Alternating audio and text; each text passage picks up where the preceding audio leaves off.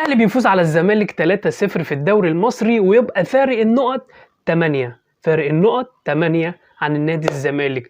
مبدئيا كده عايز اتكلم ان يا جماعه ما ينفعش يبقى واحد بس راجل مباراه.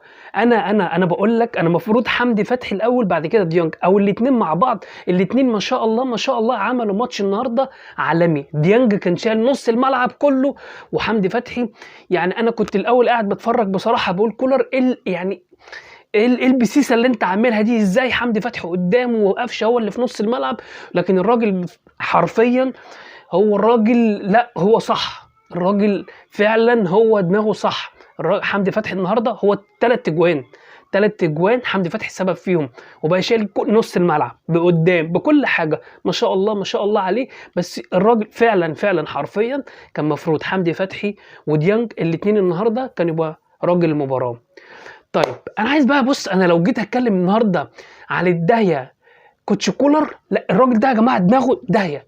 الراجل ده دماغه في حته تانية بجد اقسم بالله. انت لو قاعد تقول ايه يا عم ده يا عم، انا اول مره اشوف الاهلي مدافع اول الدرجه دي كده، مفيش هجوم، مفيش الشوط الاولاني مش ده الاهلي.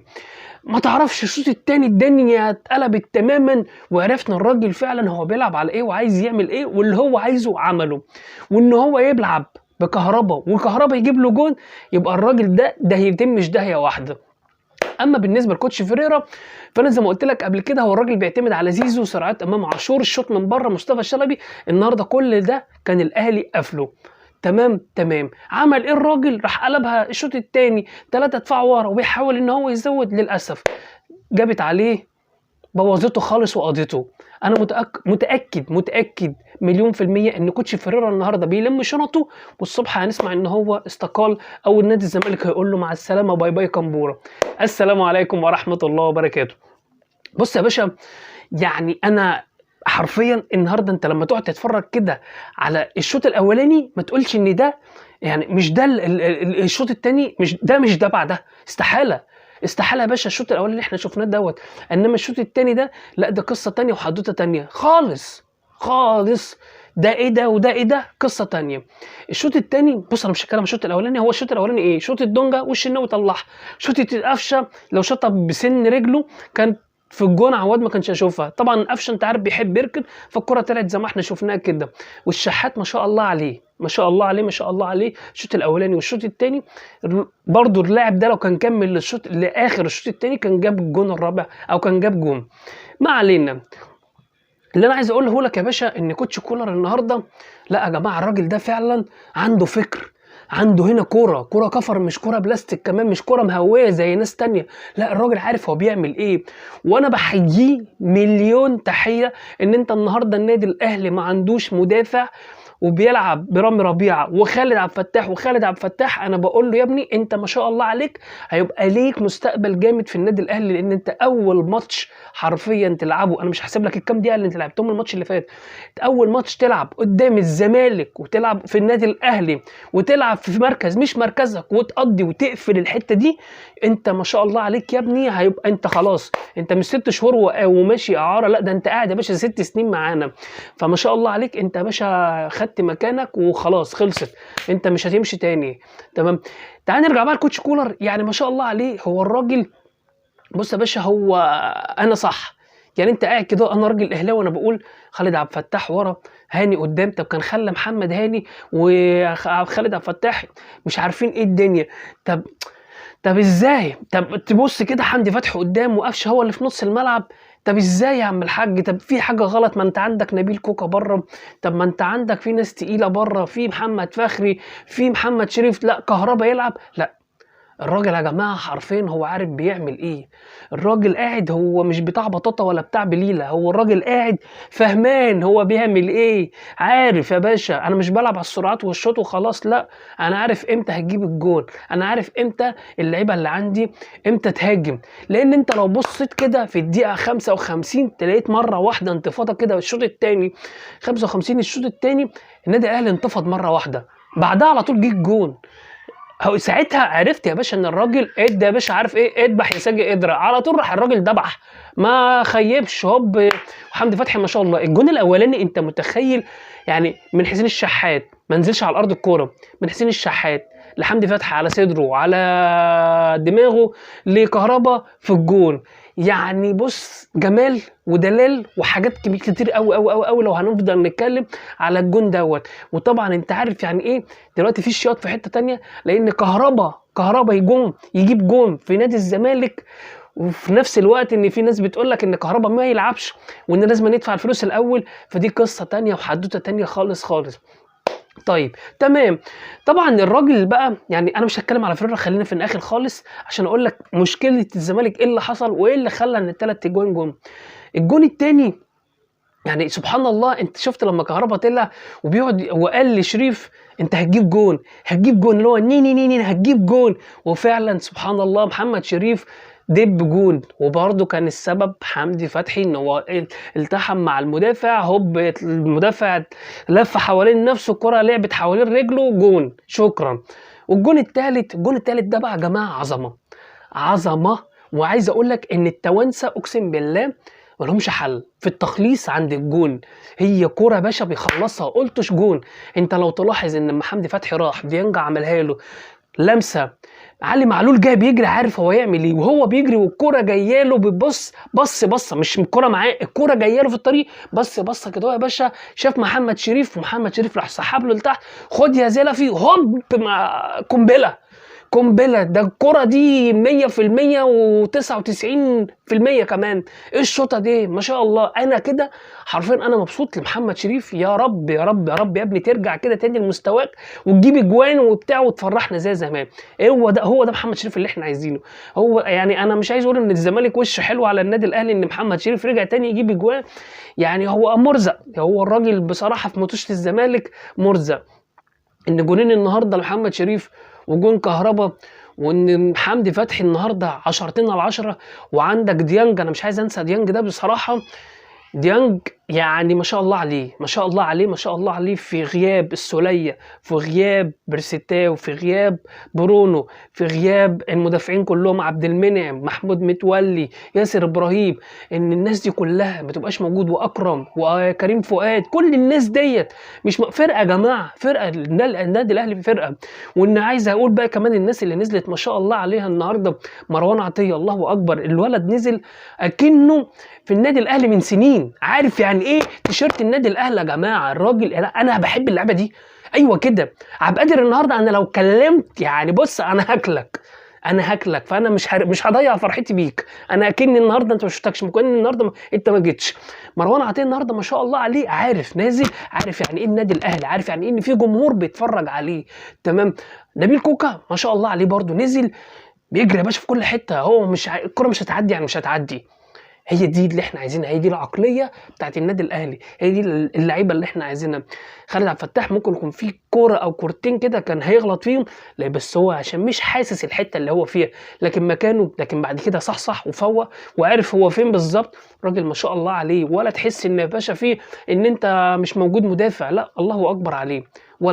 ولد كان نفسي كمان اشوف النهارده، انا فرحان طبعا ان شفت طاهر والحمد لله ان هو رجع، وكان نفسي كمان اشوف كريستو. تمام بس حلو قوي مش مشكله.